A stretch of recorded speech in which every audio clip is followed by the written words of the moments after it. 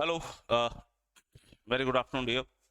तो क्लास तो चल रही है बच्चे। किसने कहा क्लास नहीं चल रही? क्लास में तो आ गए हम लोग। सुमन, सुमित्रा जी, वेरी गुड आफ्टरनून। तो आज जो सेशन हमारा होगा वो इंडियन ज्योग्राफी से होगा। Karan Singh, very good afternoon. Indian geography के साथ सेशन शुरू हो रहा है। टॉपिक आप लोगों को मिल गया होगा, मैसेज पे आ गया होगा, फिजिकल ज्योग्राफी ऑफ इंडिया। मतलब भारत का भौतिक रूप से विभाजन। भौतिक कैसे सर? पूर्व, पश्चिम, उत्तर, दक्षिण में भारत कौन है, क्या है, कैसे है, कहाँ से इंडिया स्टार्ट होता है, कहाँ खत्म होता है, वगैरह वगैरह। इन चीजों को हम लोग स्टडी करेंगे, इसलिए इसे हम कहते हैं भौतिक विभाजन। इस भौतिक विभाजन में जब ज्योग्राफी की बात करते हैं तो पहली बात आप ही समझिए, जब ज्योग्राफी की बिगिनिंग होती है तो समय हम दो टाइप की ज्योग्राफी की बात करते हैं। एक वो जो वर्ल्ड लेवल की है, और एक वो जो ज्योग्राफी जो इंडिया के लेवल की है। जब आप पूरी दुनिया के हिसाब से बात करेंगे तो उस समय बात होती है फादर ऑफ ज्योग्राफी। भूगोल के पिता किसे कहते हैं? भूगोल के पिता सर हेकेटियस को माना जाता है। और एक होता है फादर ऑफ मॉडर्न ज्योग्राफी, यानी जो आधुनिक भूगोल है उसके पिता को इराटोस्थनीज के रूप में जाना जाता है। ये चीजें हम पहले कर चुके हैं। लेकिन जो इंडिया है, इंडिया की जो ज्योग्राफी की बिगिनिंग हुई है वो बिगिनिंग हुई है जेम्स रेनल की वजह से। इसलिए फादर ऑफ इंडियन जो ज्योग्राफी है वो जेम्स रेनल है। अंडरस्टूड? सर ये जेम्स रेनल कौन थे? ये थे सर्वेयर जनरल। सर्वेयर जनरल कौन होता है? ये वो व्यक्ति होता है जो बकायदा मैप वगैरह बनाता है। अगर इंडिया के का आप जो मैप देख रहे हैं, जहां आप पर्वत देख रहे हैं, पठार देख रहे हैं, नदियां देख रहे हैं, नाले देख रहे हैं, शहर देख रहे हैं, स्वैम्प्स देख रहे हैं, एस्चुरी देख रहे हैं, मैप के ऊपर आपको जो अलग अलग चीजें देखने को मिलेंगी वो सब कौन बना रहा है? वो सब सर्वेयर जनरल बना रहा है। वाह।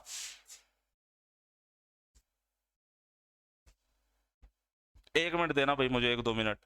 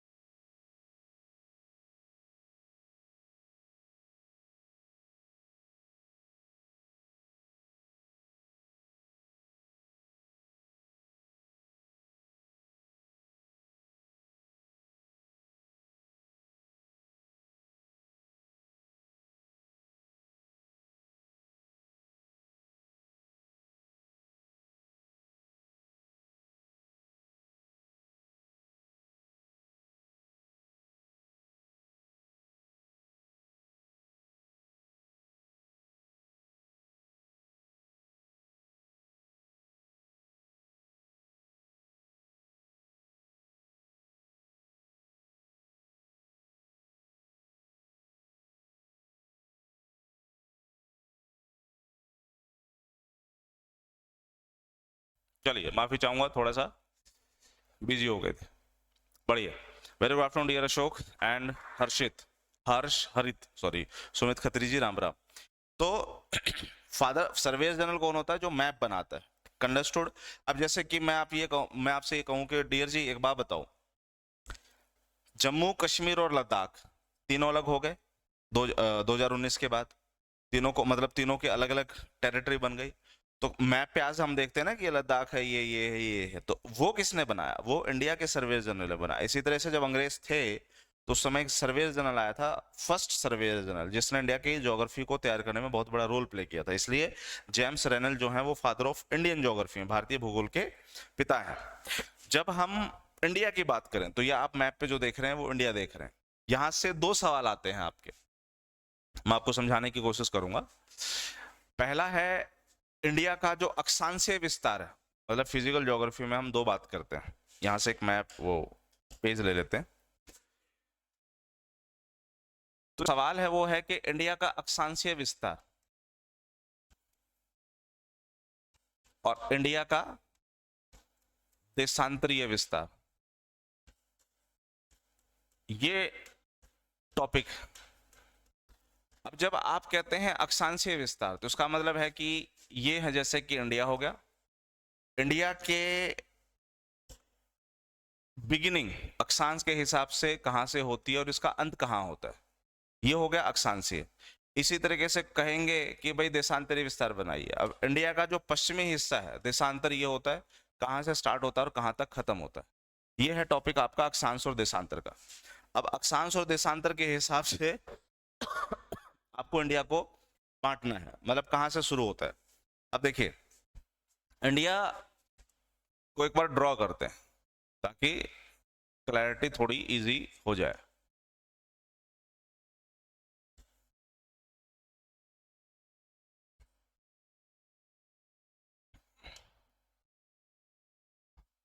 अब इंडिया ये कहता है कि अक्षांश बताओ, यानी इंडिया कहां से स्टार्ट होता है कहां पे एंड होता है।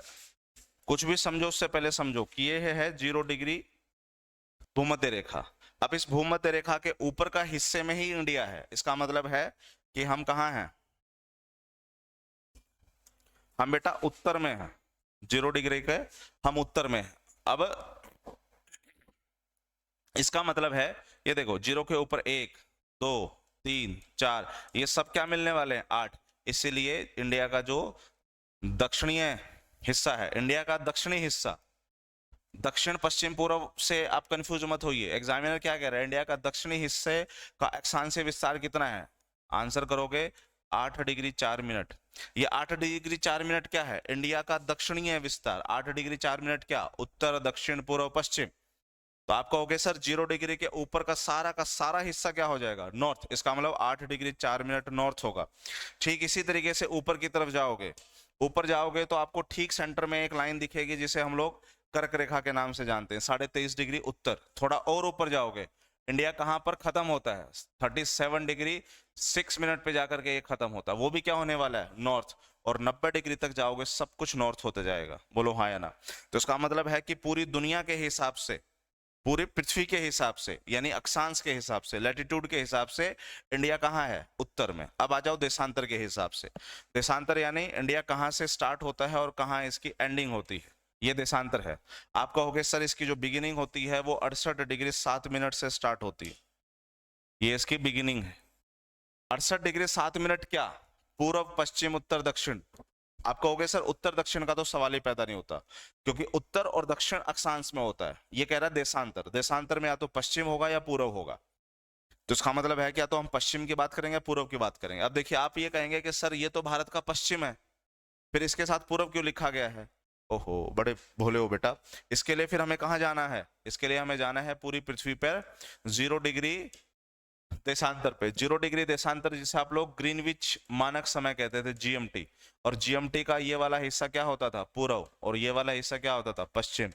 तो हम जीएमटी के हिसाब से किधर हैं, पूर्व में। इसका मतलब है 0 से लेकर के 180 डिग्री के बीच में जितनी भी देशांतर रेखाएं होंगी सबकी सब क्या होंगी, पूर्व। तो भारत किधर आता है, पूर्व में। इसलिए ये भी पूर्व और ये भी पूर्व, फर्क नहीं पड़ता कि भारत के पश्चिम में हो, होने वाला है क्या है, पूर्व। और ये देखिए पूर्व। तो कहां से स्टार्ट होता है, कहां अंत होता है, कहां से स्टार्ट होता है कहां अंत होता है, या फिर कहां से स्टार्ट होता है कहां अंत होता है, जैसे भी आप बोलना चाहो बोलो। अब जहां से शुरुआत होती है वहां पर एक पॉइंट है जिसका नाम है कन्याकुमारी, और सीधे एक परपेंडिकुलर लाइन खींचो और सबसे ऊपर जाकर के एक लाइन खींच दो। वहां पर एक जगह है जिसका नाम है इंदिरा कॉल। तो बस काम खत्म। सबसे उत्तरी हिस्सा भारत का, सबसे दक्षिण हिस्सा भारत का। अंडरस्टूड। सबसे उत्तरी हिस्सा और सबसे दक्षिणी हिस्सा, सर साइक्लोन के प्रीवियस ईयर्स में एक साइक्लोन दे करके ये पूछा है कि ट्रॉपिकल है या सब ट्रॉपिकल है। डियर सोनो, मैक्स देखो ये करंट अफेयर्स है। ट्रॉपिकल साइक्लोन का मतलब होता है जो कर्क रेखा और मकर रेखा के बीच में आते हैं। दुनिया में सबसे ज्यादा साइक्लोन जो आते हैं ट्रॉपिकल आते हैं, ठीक है। सब ट्रॉपिकल का मतलब होता है कि ये आपका कहाँ होगा, 30 से लेकर के 60 के बीच की बात हो रही है, 30 से 45 के बीच की बात हो रही है। 30 से 45 में या 30 से 60 में जनरली आप कहोगे उसको, आप लोग टेम्परेट साइकिल या फिर सब ट्रॉपिकल कह लो, समझ रहे हो। तो ये ध्यान रख लेना कि मैक्सिमम जो साइक्लोन, देखो साइक्लोन बोला है, नाम से ही साइक्लोन है, एंटी साइक्लोन पैदा होते हैं वहां पे, साइक्लोन होते हैं ट्रॉपिकल रीजन्स में। तो थोड़ा आइडिया लगाओगे आंसर मिल जाएगा। वेरी गुड आफ्टरनून यरूषा, एकदम fit and fine, thank you so much. आशा करता हूं कि आप बहुत अच्छे होंगे। आ जाओ, तो सबसे उत्तरी हिस्सा, सबसे दक्षिणी हिस्सा, और इन दोनों हिस्सों को जोड़ करके एक लाइन खींच दो और इनको आप मेजर करो, इनका माप निकालो। माप निकालोगे तो ये है 3214 किलोमीटर। इसी तरीके से भारत का पश्चिमी हिस्सा और भारत का पूर्वी हिस्सा, पश्चिमी हिस्सा कहां से स्टार्ट होता है, गुहार मोती, कहां, गुजरात में। सबसे पूर्वी हिस्सा भारत का अरुणाचल प्रदेश में है, किबूथी। इन दोनों को जोड़ते हुए एक लाइन खींच दो, ये लाइन मिलेगी आपको 2933 किलोमीटर। तो उत्तर से दक्षिण, पूर्व से पश्चिम, इन सबको जोड़ते हुए लाइन खींचो तो जो डिस्टेंस आ रहा है वो डिस्टेंस एक बार के लिए याद रख लो, वो पूछे जाने की संभावना है। हालांकि अब ऐसे क्वेश्चन बहुत कम आते हैं, मतलब ये जमाने गए जब ऐसे क्वेश्चन आया करते थे, लेकिन आइडिया नहीं है तो होना चाहिए, लेकिन पूछने की संभावना जो है बहुत कम है। लेकिन अगर पूछ लिया गया, देखिए हरियाणा एसएससी इस पे मैं ज्यादा इतबार नहीं कर सकता। ये बहुत डिटेल क्वेश्चन ना पूछ करके बहुत बेसिक क्वेश्चंस पूछते हैं। मतलब लोग तो तैयारी कर रहे होते हैं अच्छे से अच्छे क्वेश्चंस निकालने की, वो कहते हैं कि हम अच्छे क्वेश्चन पूछेंगे नहीं, क्योंकि हमारा लेवल ही अच्छा नहीं है, इसलिए हम बहुत बेसिक सवाल पूछेंगे। इसीलिए एचसीएस के पेपर में भी ये पूछ लिया गया था कि बताइए भारत का जो तटीय हिस्सा है वो कितने किलोमीटर है। सोचिए, एचसीएस में भी ये पूछ लिया गया था, तो इसलिए इनका कोई भरोसा नहीं है हरियाणा एसएससी वालों का। आगे बढ़ो सर। उसके बाद भारत के ठीक बीच में जो है एक रेखा गई, जिसको हम लोगों ने कर्क रेखा के नाम से जाना है। अब कर्क रेखा जो है भारत में 8 राज्यों से गुजरती है। अब देखो, आपने कितना समझा कितना नहीं मुझे नहीं पता। अब एग्जामिनर ने एक सवाल पूछा कि बताइए इनमें से कर्क रेखा जो है किस राज्य से होकर के नहीं गुजरती है, इनमें से कर्क रेखा किस राज्य से होकर के नहीं गुजरती है। पहला ऑप्शन वेस्ट बंगाल, दूसरा ऑप्शन उड़ीसा, तीसरा ऑप्शन छत्तीसगढ़, चौथा ऑप्शन झारखंड। आप बताओ इनमें से क्या आंसर होना चाहिए, ए, बी, सी या डी।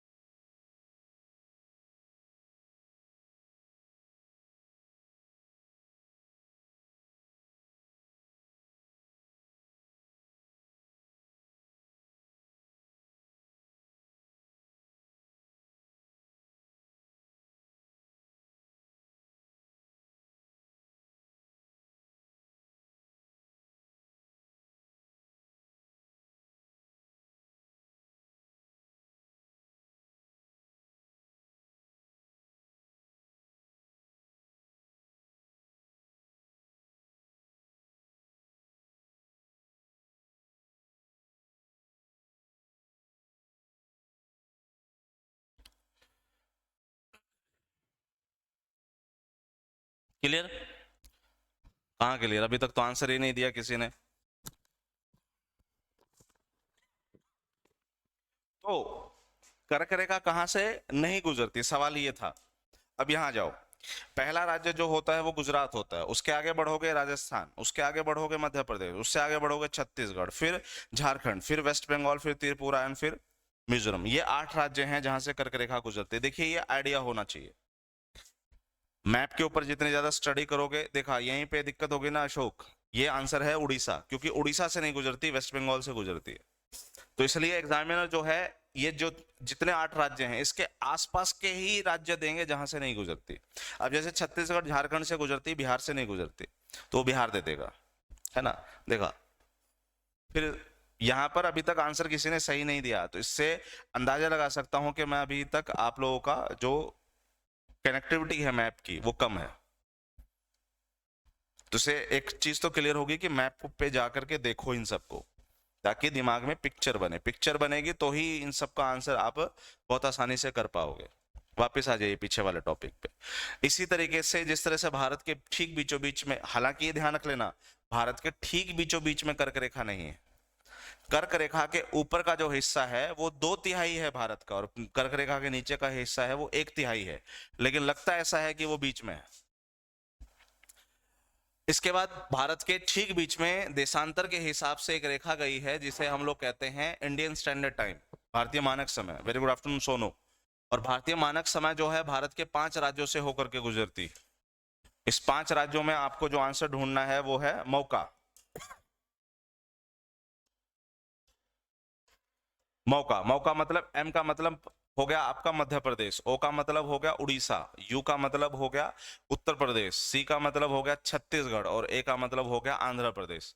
5 राज्यों से होकर के गुजरती है, और उसमें भी एग्जैक्टली जहां से गुजरती है वो हम लोग क्या देख रहे थे जब अक्षांश और देशांतर का टॉपिक देखा था, नैनी, मिर्जापुर, इलाहाबाद, है ना। तो ये हो गया आपका उत्तर दक्षिण पूर्व पश्चिम वाला। अब आप ये सवाल कर सकते हो कि सर एक बात बताइए, अगर एग्जामिनर ने हमसे एक सवाल ये पूछा, देखो दोबारा देखो और फिर बताना है कि इसका आंसर क्या होगा। बताइए भारत का दक्षिणतम विस्तार इनमें से क्या है। भारत का इनमें से दक्षिणतम बिंदु बताइए क्या है। पहला ऑप्शन कन्याकुमारी,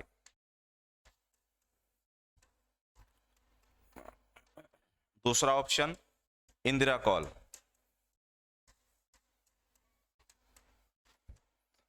तीसरा ऑप्शन इंदिरा पॉइंट, और चौथा ऑप्शन किबिथु। बताइए भारत का सब दक्षिणतम विस्तार इनमें से क्या है। देखो देखो, देखता हूं कि कितना दिमाग आप लोग इसमें लगा पाते हो।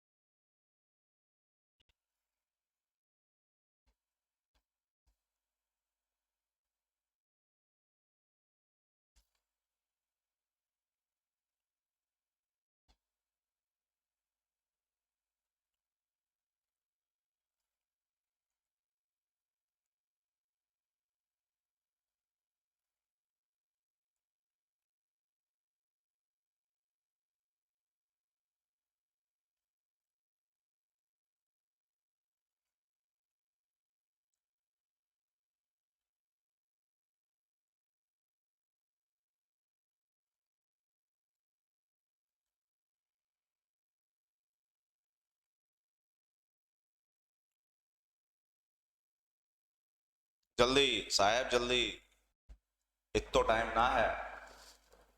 पूछा गया बड़ा सिंपल सा क्वेश्चन कि भारत का दक्षिणतम बिंदु इनमें से क्या है, ये बताइए। Very good afternoon dear Sonu जी।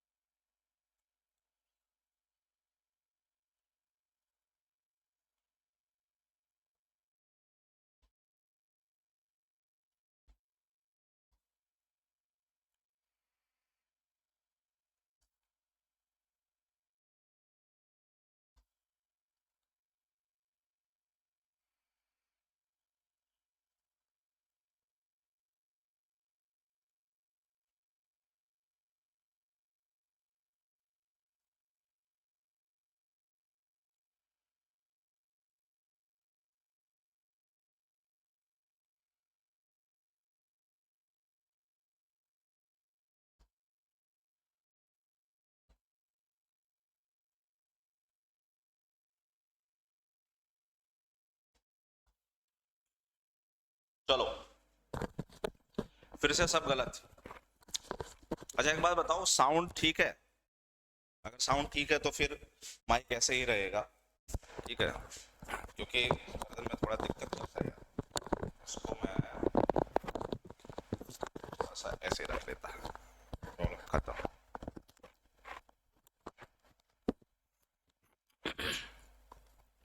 अब ठीक है।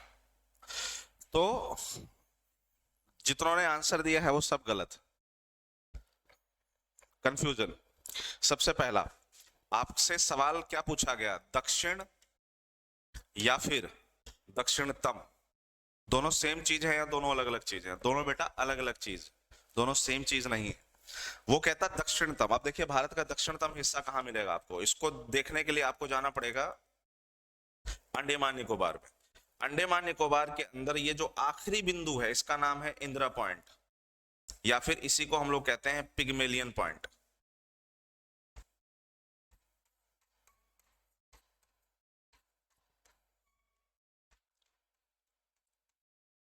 समझ में आई कहानी? ये दक्षिणतम है। दरअसल जब वो पूछेगा दक्षिण, दक्षिण का मतलब है जमीन के हिसाब से, जमीन के हिसाब से उत्तर दक्षिण चल रहा है। लेकिन जब वो कहता दक्षिणतम तो भारत का सबसे आखिरी हिस्सा अंडमान निकोबार में का ग्रेट निकोबार के अंदर, ये अंडमान है, ये निकोबार। निकोबार के तीन हिस्से हैं, car Nicobar, little Nicobar and great Nicobar. Great Nicobar का सबसे आखिरी पॉइंट है पिग्मेलियन पॉइंट या फिर इंदिरा पॉइंट। तो Indira point is the answer, basically C आएगा यहाँ आंसर। लेकिन यहाँ पर सबने आंसर जो है वो गलत दिया। सोनू जी ने बाद में इसे, अरे यार तुम सही तो कर रहे थे, गलत कहाँ कर दिया आपने प्रभु, ए बोल करके। तो आंसर इज सी। इसलिए भारत का जो सबसे दक्षिणतम पॉइंट है वो ग्रेट निकोबार में इंदिरा या फिर पिग्मेलियन पॉइंट है। ध्यान रख लेना, एग्जामिनर सवाल क्या पूछा है कि दक्षिण बिंदु है या दक्षिणतम बिंदु है, दोनों में फर्क है। चलो बढ़ो आगे। सवाल, क्या भारत एक उपमहाद्वीप है? एक मिनट, उपमहाद्वीप छोड़ो, उसको छोड़ दो, उसको दिमाग उस पे ज्यादा दिमाग नहीं लगाते। क्या भारत एक प्रायद्वीप है? यस, भारत एक प्रायद्वीप है। सर क्यों? क्योंकि प्रायद्वीप की डेफिनेशन क्या है? प्रायद्वीप की डेफिनेशन है कि जिसके एक तरफ से तो जमीन हो, तीन तरफ से पानी हो। यहां पर आप क्या देख रहे हो, एक तरफ से जमीन है, ये वाला जो सारा का सारा हिस्सा है, एक मिनट, गुजरात है ना ये सर, ये वाला जो सारा हिस्सा है ये जमीन से जुड़ा हुआ है भारत का, यानी इसका एक हिस्सा, सॉरी ठीक, इसका ये वाला हिस्सा सारा का सारा जमीनी है, ये वाला हिस्सा जमीनी है। लेकिन उसके बाद ये वाला सारा हिस्सा जो है उसका पानी से जुड़ा हुआ है। तो पानी से उसके तीन हिस्से जुड़े हुए हैं। एक ये वाला हिस्सा जिसे हम लोग अरब सागर कहते हैं, एक ये वाला हिस्सा जिसे हम बंगाल की खाड़ी कहते हैं, और एक नीचे वाला हिस्सा जिसे हम लोग हिंद महासागर कहते हैं। तो प्रायद्वीप क्या होते हैं? प्रायद्वीप वो होते हैं जिसके एक तरफ तो स्थल हो, बाकी तीन तरफ से पानी। तो भारत का तीन तरफ जो है वो आपका पानी वाला हिस्सा है। जो ये रेड वाला पोर्शन आपको दिख रहा है, अगर मैं इसको निकालूं, ये कितने किलोमीटर में है? तो लगभग ये 15,200 किलोमीटर में। ये रहा जो स्थलीय हिस्सा है वो कितने किलोमीटर में है? 15,200 किलोमीटर में लगभग। एग्जैक्टली कुछ भी नहीं होता। क्यों? क्योंकि सर कभी ना कभी कुछ ना कुछ गड़बड़ी हो ही जाती, तो एग्जैक्टली नहीं बोल सकते, लगभग इतना है। लेकिन तटीय हिस्सा कितना है? तटीय हिस्से में भी हम दो हिसाब से चलेंगे। एक वो, अच्छा सॉरी, जो तीन साइड से पानी से जुड़ा हुआ है वो, उसको हमने दो हिस्सों में बांटा। एक वो जो राज्य हैं, कौन से राज्य? ये वाले जो समुद्र से जुड़े हुए हैं, और एक वो जो द्वीप हैं, अंडमान निकोबार, लक्षद्वीप। तो हमने दो हिस्सों में बांट दिया। जब राज्य पे बात करते हैं, वो राज्य जो भारत के पश्चिमी तट पे हैं, वो राज्य जो भारत के पूर्वी तट पे हैं। पश्चिमी तट पे भारत के 5 राज्य हैं, पूर्वी तट पे भारत के 4 राज्य हैं। पश्चिमी तट पे गुजरात, महाराष्ट्र, गोवा, कर्नाटक और केरल है, और पूर्वी तट पे West Bengal, Orissa, Andhra Pradesh and Tamil Nadu. इनमें से सबसे छोटा तट और सबसे बड़ा तट, सबसे लंबा तट गुजरात का सबसे लंबा और गोवा का सबसे छोटा तट होगा। इन सबको जब आप जोड़ दोगे तो लगभग 6,000 किलोमीटर की तटीय राज्य आपको सीमा जो है वो निकल जाएगी लगभग 6000 किलोमीटर की।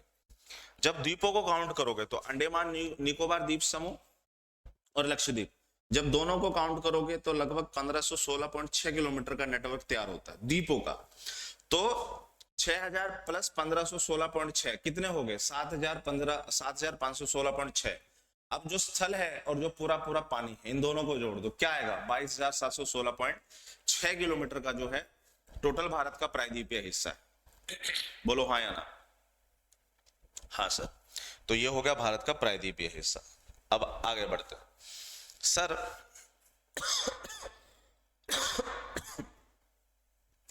भारत के कितने पड़ोसी देश हैं? दोबारा समझो, शब्दों पे फोकस करो। भारत के कितने पड़ोसी देश हैं? भारत के कितने स्थलीय पड़ोसी देश हैं? दोनों आंसर सेम होंगे, अलग अलग होंगे? साफ है, अलग अलग होंगे? सर भारत के पड़ोसी देशों की बात करोगे तो टोटल 8 है, लेकिन भारत के स्थलीय पड़ोसी देशों की बात करोगे तो 7 है। कैसे? सर ये जो इंडिया है और ये जो श्रीलंका है, इंडिया और श्रीलंका स्थल से नहीं जुड़े हुए। इंडिया और श्रीलंका के बीच में बकायदा पानी, इसको हम लोग कहते हैं जल संधि। जब दो बड़े जमीनी हिस्से को एक छोटा सा पानी वाला हिस्सा जोड़ रहा हो, या ये कह लो कि अलग कर रहा हो, तो आप देखिए वो पानी जोड़ भी रहा है और आप कह सकते हैं कि वो पानी अलग भी कर रहा है। जो भी एग्जामिनर स्टेटमेंट दे वो सही है। अगर वो कह रहा है जोड़ रहा है तब भी सही है, और वो कह रहा है अलग हो रहा है। साउंड नहीं आ रही है सर? अरे यार तुम भी मान लो।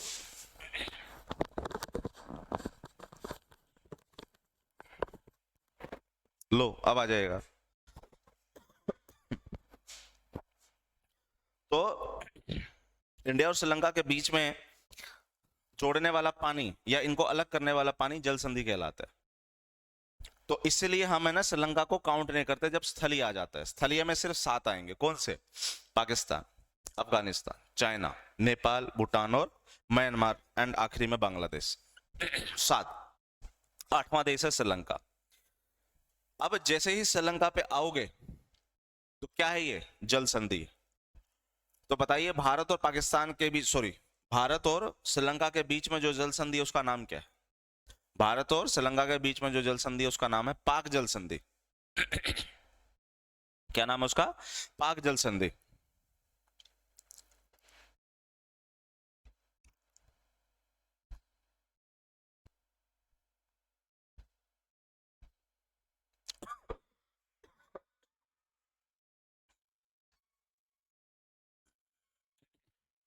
तो सर दुनिया में और भी जल संधियां होंगी, ये लो, इसको याद कर लेना भाई, इंपॉर्टेंट है।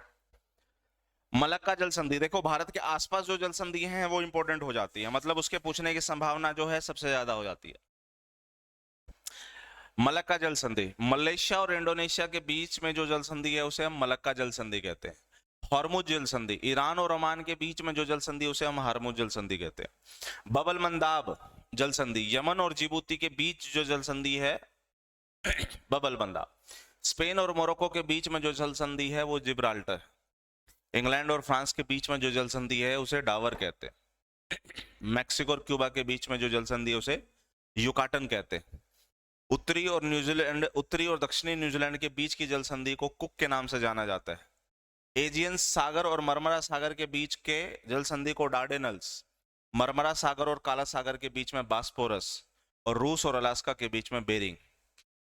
और ये ध्यान रख लेना, कई बार एग्जामिनर यहां से ट्विस्ट करता है। जिब्राल्टर को देखो, जिब्राल्टर कहाँ है? स्पेन और मोरक्को के बीच में। तो जो स्पेन है वो यूरोप का हिस्सा है और जो मोरक्को है वो अफ्रीका का हिस्सा है। तो इसलिए हो सकता है वो आपको स्पेन और मोरक्को ना दे करके क्या दे।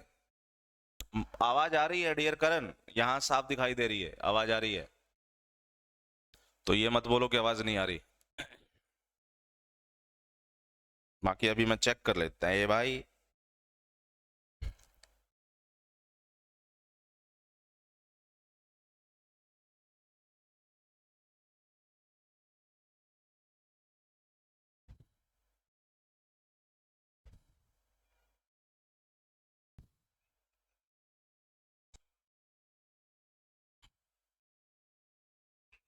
बेटा आ रही है आवाज तो? इसे वापस रिफ्रेश करो,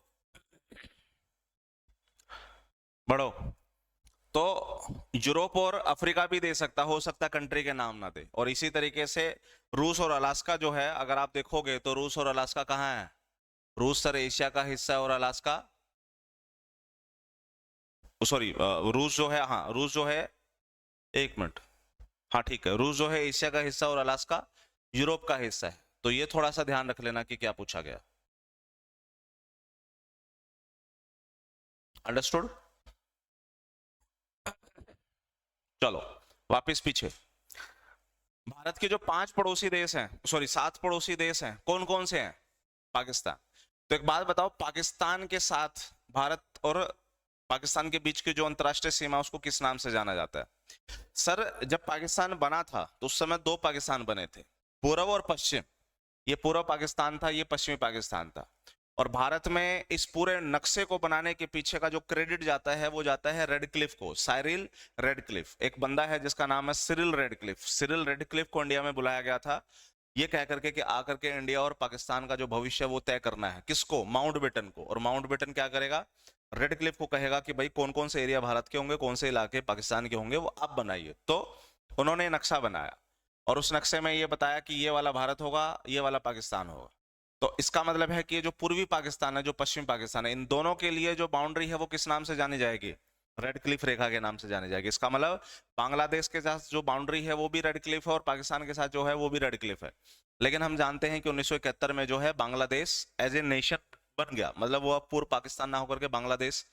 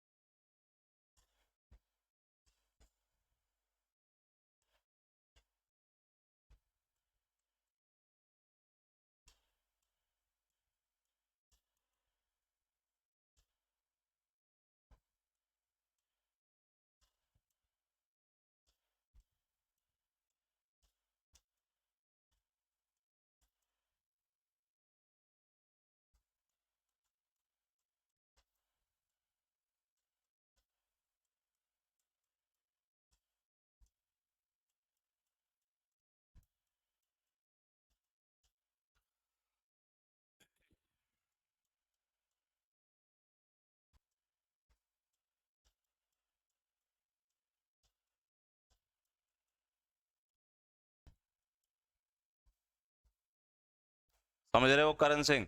ये आपके लिए है।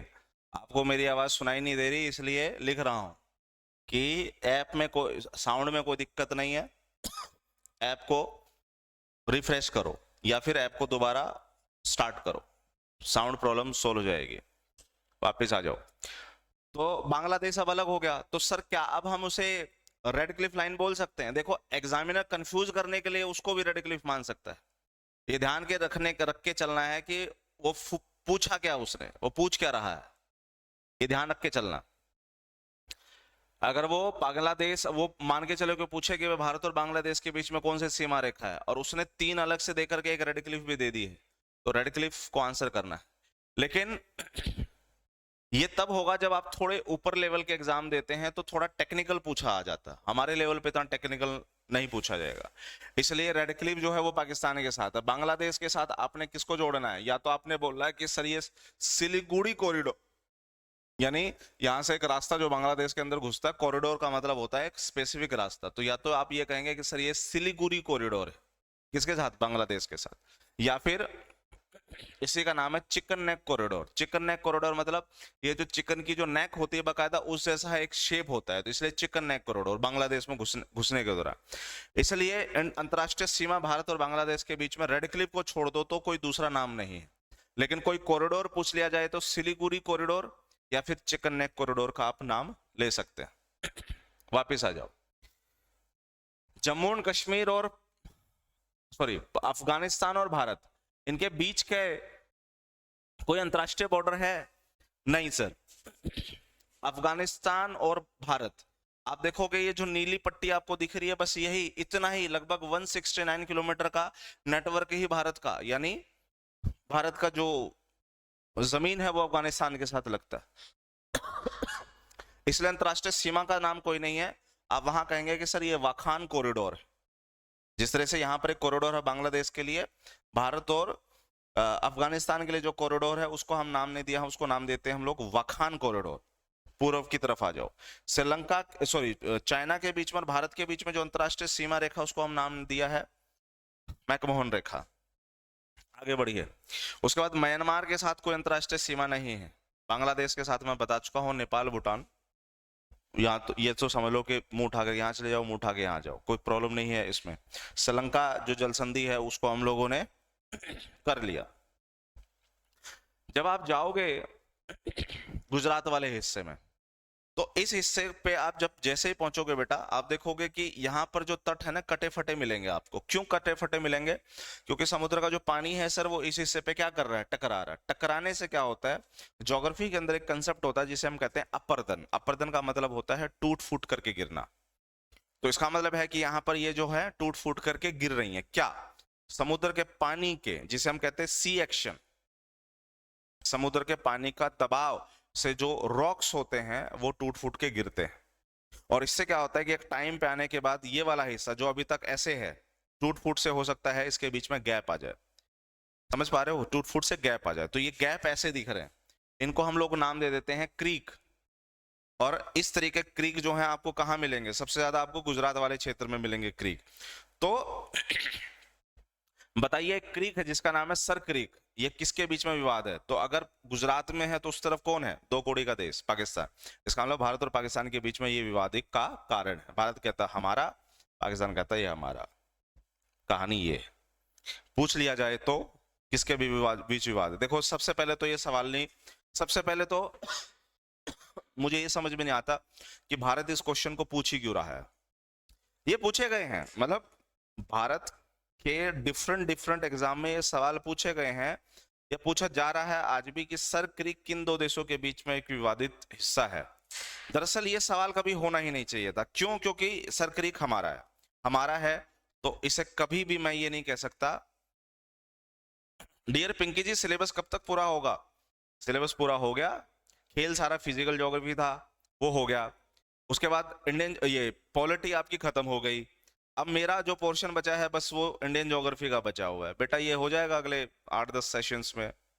जिस हिसाब से हम चल रहे हैं उस हिसाब से 8-10 सेशंस में आपकी ज्योग्राफी को लपेट देंगे मैक्सिमम। तो टेंशन वाली बात ही नहीं है, ठीक है। तो मेरी तरफ से तो सिलेबस हो गया आपका। पॉलिटी मैंने खत्म कर दी। ज्योग्राफी का जो सबसे बड़ा पार्ट था फिजिकल ज्योग्राफी, जिसमें कंसेप्ट आते थे, वो हमने खत्म कर दिया। अब सब कुछ फैक्ट्स चल रहा है, ठीक है। तो सिलेबस तो बहुत जल्दी निकलेगा हमारा। मतलब मेरी तरफ से तो ये समझ लीजिए कि आज 7 अप्रैल है, 20 अप्रैल तक मोस्ट प्रोबेबली मेरी तरफ से फ्री हो जाएंगे, अगर ऐसे ही क्लास चलती रही तो। बीच बीच में गैप आता रहा वो एक अलग मुद्दा है। अगर ऐसे ही लगातार क्लास रहेगी तो 20-25 तक मैं आपको फारिग कर दूंगा, यानी इस महीने में मैं आपको फारिग कर दूंगा। मेरी तरफ से बाकायदा कुछ समय भी मिल जाएगा। अब क्या होता है कि ऐसे क्रीक हैं, अब भारत को कभी सवाल नहीं करना चाहिए, किसी भी एग्जाम में सवाल नहीं आना चाहिए कि बताइए किसके विवाद है। तो आप ये मान के बैठे हैं कि विवाद है। जब हम ही मान के बैठे हैं कि विवाद है तो पाकिस्तान ने तो फिर इसको विवाद ही बनाना ही है। फिर भी कुछ कर तो नहीं सकते ना, लोगों के बुद्धि का पूछा जाता है, आपने जवाब दे रहा है। उसके बाद जब जल संधि पे आते हैं तो बेटा यहाँ पर एक वो हिस्सा है जिसे हम लोग राम सेतु कहते हैं, लेकिन इंग्लिश में इसको एक और नाम दिया जाता है, एडम्स ब्रिज। हिंदी में इसे कहते हैं आदम का पुल। जब इस कहते हैं ना कि इस पृथ्वी पे जब इंसानों की बिगिनिंग हुई थी, वो किससे शुरू हुई थी? उसकी शुरुआत हुई थी एडम और ईव से, आदम और हव्वा जिसे कहते हैं। तो एडम जब स्वर्ग से पृथ्वी पे आया था, तो जहां वो आया, जिस जगह पे आया, जिस जगह पे उतरा, वो ये जगह थी, ऐसे माने जाते हैं, इसलिए एडम्स पुल माना जाता है, एडम्स ब्रिज माना जाता है। तो ये एडम के नाम से एडम्स बना। हिंदी में हमारे लिए राम सेतु, ये वो सेतु है जो राम जी ने रावण को मारने के लिए बनाया था। उसके बाद सर जैसे कि ये भारत है, ये पाकिस्तान है। अब इन दोनों के साथ, अब जैसे पाकिस्तान के साथ भारत के वो कौन से राज्य हैं जो लग रहे हैं? बड़ा आसान है, ऊपर की तरफ ध्यान रखो, क्या है? जम्मू कश्मीर। नीचे आते चलो, पंजाब, नीचे आओ राजस्थान, नीचे आओ गुजरात। तो ये 4 राज्य जो हैं ये पाकिस्तान से लगे हुए हैं। पूछने की संभावना ठीक ठाक है, कई बार पूछ लिया जाता है, कई बार मतलब मेजोरिटी ऑफ द थिंग में ये सवाल नहीं किया जाता। अफगानिस्तान और भारत के साथ कौन सा, मतलब भारत का कौन सा राज्य अफगानिस्तान के साथ लगता है? एक, जम्मू एंड कश्मीर। चाइना, छोटी आंख वालों की तरफ आ जाओ। सर जम्मू कश्मीर लगेगा, लगेगा। दूसरा, जम्मू कश्मीर के नीचे राज्य कौन सा? हिमाचल प्रदेश लगेगा, लगेगा। तीसरा, हिमाचल प्रदेश से नीचे आओ, उत्तराखंड लगेगा, लगेगा। उससे आगे बढ़ो, क्योंकि बीच में नेपाल और भूटान आते हैं, तो इधर बात करने की जरूरत नहीं है। सीधे आप आओगे, नेपाल और भूटान के बीच में एक हिस्सा जो है वो उठा हुआ है, इसे हम सिक्किम कहते हैं। तो सिक्किम चाइना के साथ कनेक्ट कर रहा है। और सिक्किम के बाद जैसे ही आप आगे बढ़ोगे, सिक्किम से आगे बिल्कुल कोने में यहाँ एक राज्य है अरुणाचल प्रदेश। अरुणाचल प्रदेश में वो काफी ज्यादा दिक्कतें करता रहता है, तो अरुणाचल प्रदेश। तो 3 राज्य यहाँ से हो गए, जम्मू एंड कश्मीर, उसके बाद हिमाचल प्रदेश, उसके बाद उत्तराखंड, उसके बाद नेपाल छोड़ो, फिर सिक्किम, भूटान छोड़ो, अरुणाचल प्रदेश। ये 5 राज्य जो हैं वो चाइना के साथ अपनी सीमा को साझा कर रहे हैं। ऐसे सवाल अब इंपॉर्टेंट हो गए। और सबसे ज्यादा जो क्वेश्चन आता है वो इस नॉर्थ ईस्ट से आता है। जब आप इस नॉर्थ ईस्ट पे आ पाओगे,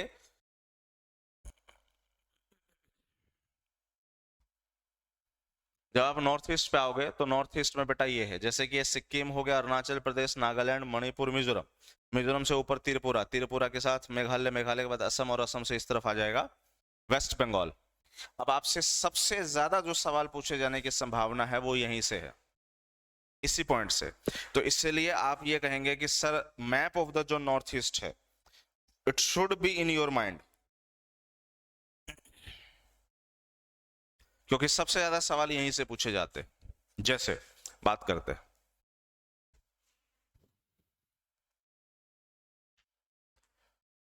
क्योंकि हम कहाँ हैं, हम नॉर्थ वेस्ट वाले रीजन में हैं, इसलिए एग्जामिनर को ये पता होता है कि भाई यहाँ के जो बच्चे हैं ना, ऐसे हैं जो नॉर्थ ईस्ट की नॉलेज कम रखते हैं।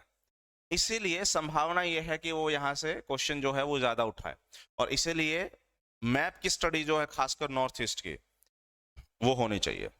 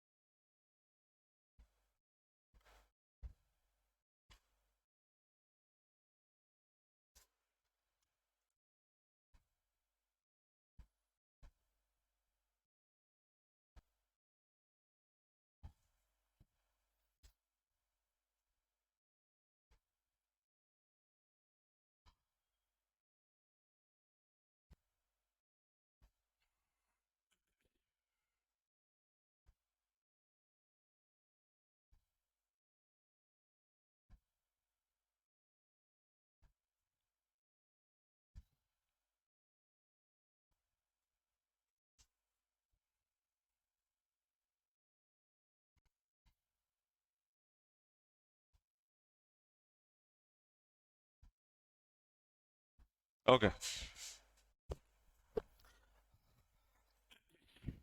मैप समझो। यहां पर डियर जी आपको एक कंट्री दिख रही है जिसे हम लोग कहते हैं चाइना, वो हम खत्म कर चुके, उसको छोड़ दो। अब आ जाओ सीधे कहां पे, नॉर्थ ईस्ट पे। नॉर्थ ईस्ट पे यहाँ पर एक राज्य, एक कंट्री दिख रही है जिसको हम लोग भूटान के नाम से जानते हैं। उसके बाद यहाँ पर होगा, अच्छा चाइना छोड़ दो, यहाँ पर आप ले लो म्यांमार, फिर ले लो आप लोग बांग्लादेश। बस इतना याद रख लो, अपना काम चल गया। हाँ, नेपाल के साथ भी अगर जुड़ना चाहो तो जुड़ सकते हो।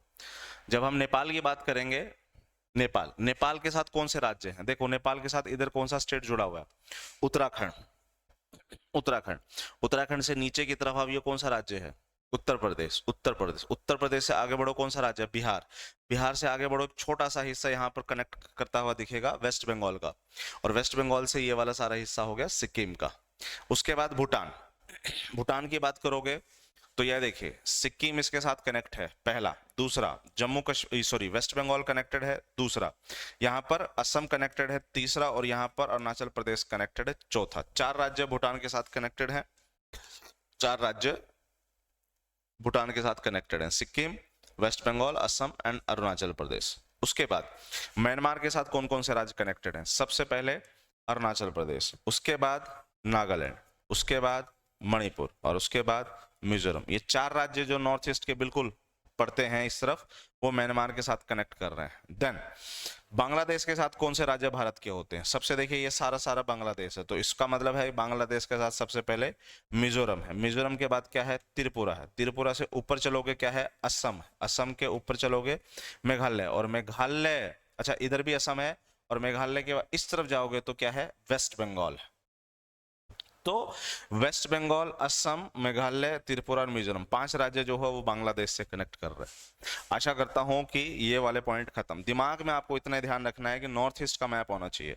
सवाल नंबर 1 यहां से बताइए, जो हमारे नॉर्थ ईस्ट हैं उस नॉर्थ ईस्ट में, अब जैसे कि ये 7 सिस्टर, अब सवाल ये आता है कि बताइए 7 सिस्टर में से इनमें से कौन सा राज्य नहीं है। ये ध्यान रख लो, ये सारा का सारा 7 राज्यों का जो ग्रुप है इसी को हम 7 सिस्टर कहते हैं। लेकिन नॉर्थ ईस्ट ये होता है, इस नॉर्थ ईस्ट में बकायदा सिक्किम भी काउंट करके चलते हैं। जब हम सिक्किम को काउंट करके चलते हैं तो इससे गड़बड़ी होती है। गड़बड़ी होती है कि वो नॉर्थ ईस्ट का हिस्सा तो है लेकिन 7 सिस्टर का हिस्सा नहीं है। What is the meaning of 7 sister?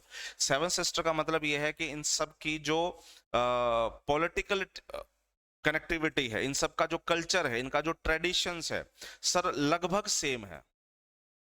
ये किसी ना किसी चीज में एक दूसरे से इंटरमिंगल्ड है, गुथे हुए हैं, जुड़े हुए हैं, इसलिए 7 सिस्टर, 7 बहनें। तो बहनें हैं तो उसका मतलब वो एक परिवार से जुड़ी हुई हैं। उसी तरीके से ये 7 स्टेट जो हैं नॉर्थ ईस्ट के, ये एक दूसरे से किसी न किसी सर्कमस्टांसेस में कनेक्टेड करते हैं। इसी वजह से 7 सिस्टर, उस 7 सिस्टर में सिक्किम कनेक्ट नहीं होता, ये ध्यान रख लेना। नॉर्थ ईस्ट में टोटल 8 राज्य हैं, 8, लेकिन सिक्किम को आप एक्सक्लूड करके चलेंगे। तो यहां तक की बच्चे कहानी खत्म हो गई। उसके बाद हम चलेंगे भारत के नीचे दक्षिण की तरफ, इसको हम लोग कहते हैं unclose. Unclose, what is the unclose? तो अनक्लोज वो संस्था है जो पूरी दुनिया में समुद्र के ऊपर जो है वो क्या करती है, लॉ बनाती है। कैसे?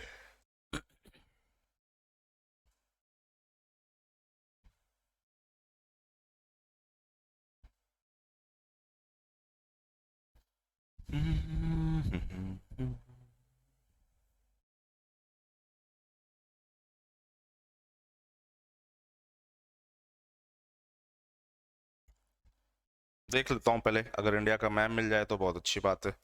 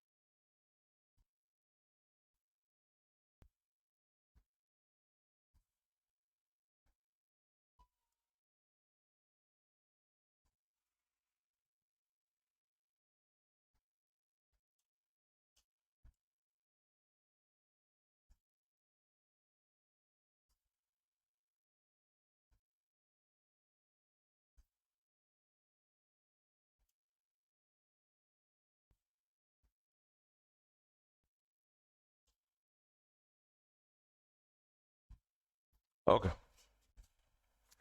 बेसिकली जो मैप आप देख रहे हैं यहाँ देखिए, एक संस्था है पूरी दुनिया में जिसे हम कहते हैं यूनाइटेड नेशन। यूएन से तो यूनाइटेड नेशन बन गया। क्लोज से बनता है conventions of law on ocean and sea. सागर और महासागर पे अगर दो देशों के बीच में किसी तरह का विवाद अगर पैदा हो जाए तो ऐसे विवादों को जो सोल्व किया जाएगा वो इस संस्था के द्वारा सोल्व किया जाएगा। तो 1982 में इस संस्था ने पूरी दुनिया के लिए कानून बनाया। किस पे? समुद्र पे। वो कानून जो है वो बकायदा पूरी दुनिया को मानना पड़ेगा। तो इसलिए इसने जो रूल बनाया वो रूल क्या है समझिए। सबसे पहले उसने कहा कि भाई जैसे कि ये इंडिया का मैप जो आप देख रहे हैं, इसमें सबसे पहले आपको जाना है किसके ऊपर, बेस लाइन के ऊपर, यानी आधार रेखा के ऊपर। What is the base line? इसमें बेस लाइन नहीं दिखाया गया। खैर सर, जैसे कि भारत का जो तट है कटा फटा है, मतलब टेढ़ा मेढ़ा है। एक काम करो, आप एक लाइन खींच दो सीधी, जो सारे तट कटे फटे तट को एक सीधी लाइन में जोड़ दे। तो ये जो आप नीली लाइन आप देख रहे हैं ना, ये मान के चलिए कि वो लाइन है जो इन सारे तट कटे फटे लाइन को जोड़ देती है। इसको नाम दे दिया इसने बेस लाइन, यानी सारी कहानी अब इससे स्टार्ट होगी। इस बेसलाइन के अंदर जो पानी है वो तो देखो भारत का है ही है, वहां तो कोई दिक्कत नहीं है। लेकिन इस बेस लाइन से 12 नॉटिकल माइल का जो इलाका होगा, यानी ये जो काली आप पट्टी देख रहे हैं, ये 12 नॉटिकल माइल है। 12 नॉटिकल माइल मतलब, एक नॉटिकल माइल का मतलब इतना किलोमीटर। 12 मतलब 12 गुना में 1.853, 1.853। ये साउंड लग रहा है कि जैसे कि 5 है, लेकिन ये 5 नहीं है, ये 8। 1.853 किलोमीटर जो है ये 1 नॉटिकल माइल है। अब समझिए, ये बेस लाइन से 12 नॉटिकल माइल का जो इलाका है, इसको हम लोग क्या नाम देते हैं? इसको हम लोग नाम दे देते हैं टेरिटोरियल सी। हिंदी माध्यम इसे प्रादेशिक सीमा कहते हैं। प्रादेशिक सीमा क्यों? क्योंकि सर ये एक ऐसी सीमा है, अगर कोई भी देश, किसी भी देश का जहाज, पानी में तो कौन आएगा, जहाज ही आएंगे। किसी भी देश का जहाज अगर इसमें भारत की परमिशन के बिना घुसा, तो उस पर किसी भी तरह की मिलिट्री जो कार्रवाई है वो की जा सकती है। उसके बाद इसी बेस लाइन से 24 नॉटिकल माइल का जो इलाका होगा वो कहलाएगा कंटीजियस जोन। हिंदी माध्यम इसी को कहते हैं अविच्छिन्न मंडल।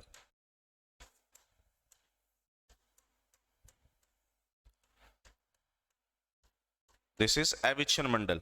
तो कंटीजियस जोन में कितना होता है सर? जितनी भी एक्टिविटी होती है, जैसे कि भारत की अमेरिका के साथ नौसैनिक युद्धाभ्यास होता है, तो वो युद्धाभ्यास वगैरह जो है वो यहीं पे होता है।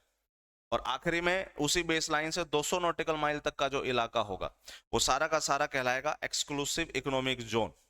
एक्सक्लूसिव इकोनॉमिक जोन, जिसे आप लोग हिंदी में कहेंगे आर्थिक अनन्य क्षेत्र। आर्थिक का क्या मतलब है सर? आर्थिक गतिविधियों से जो जुड़ी हुई है भारत की चीजें, आर्थिक अनन्य क्षेत्र। अब जैसे कि आर्थिक में ये हो सकता है यहां से तेल निकले, तो उसका मतलब है कि अगर ये भारत का हिस्सा है, कितना, 200 नॉटिकल माइल का, यहां से लेकर के यहां तक 200 नॉटिकल माइल, तो लगभग 360 किलोमीटर का, क्योंकि 200 गुना में 1.853 करोगे, लगभग 360 किलोमीटर का जो इलाका है वो भारत का तट से पानी का हिस्सा है। इस हिस्से में जो भी है वो भारत का अपना है, यानी उस जगह पे भारत अपनी आर्थिक संबंधी कोई भी चीजें अगर वो करना चाहता है कर सकता है। लेकिन उसके बाद का जो पानी है बेटा, वो इंटरनेशनल पानी, उसको हम लोग अंतरराष्ट्रीय जल के नाम से जानेंगे, उसे हम लोग इंटरनेशनल वाटर कहते हैं। तो अंतरराष्ट्रीय पानी में भारत या कोई भी देश, जब इंटरनेशनल वाटर आ जाए, कोई भी देश ये क्लेम नहीं कर सकता है कि ये मेरा। भारत 360 किलोमीटर तक के एरिया को क्लेम कर सकता है ये मेरा है। इसका मतलब भारत की परमिशन के बिना यहाँ कुछ भी नहीं हो सकता। तो आर्थिक अनन्य क्षेत्र में आप क्या कर सकते हो, यहाँ पर आप है ना, जितने भी महासागरों से संबंधित खोजे होती हैं, जीव खोजे जा रहे हैं, खोजिए। आप यहाँ पर कोई भी मिनरल से रिलेटेड चीजें खोज रहे हैं, खोजिए। इसमें किसी भी तरह की आपत्ति किसी देश को नहीं हो सकती। यहाँ पर अगर तेल मिल रहा है तो वो तेल आपका होगा, कोई देश ये नहीं कहेगा कि उस तेल पे मेरा भी कब्जा होगा। उसके बाद यहाँ पर है ना, रिसर्च करना है अगर आपको तो करिए। और पॉलीमेटालिक नोडुल्स, ये बाकायदा मिनरल्स होते हैं, ठीक है। तो ये है एक्सक्लूसिव इकोनॉमिक जोन। बाकायदा इस एक्सक्लूसिव इकोनॉमिक जोन के अंदर अभी रहता, बाकायदा इस एक्सक्लूसिव इकोनॉमिक जोन के अंदर अगर आप आइलैंड बनाना चाहते हैं तो आप वो भी बना सकते हैं। कहानी क्लियर यहां तक की बच्चे? तो आज की कहानी को हम यहीं खत्म करते हैं। यहाँ किसी को किसी तरह की दिक्कत हो तो बताइए।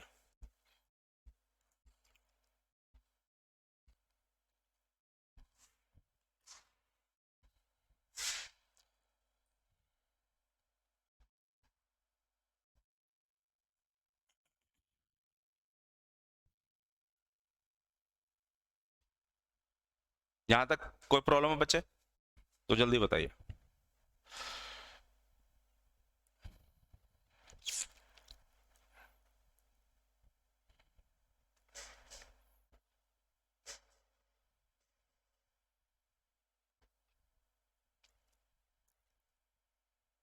कोई डाउट नहीं? तो चलो फिर मिलते हैं ओके रिपोर्ट है, बहुत बढ़िया। तो मिलते हैं कल यानी नेक्स्ट सेशंस में। टिल देन एंजॉय करो, हैव फन, बाय बाय, दस विदानिया।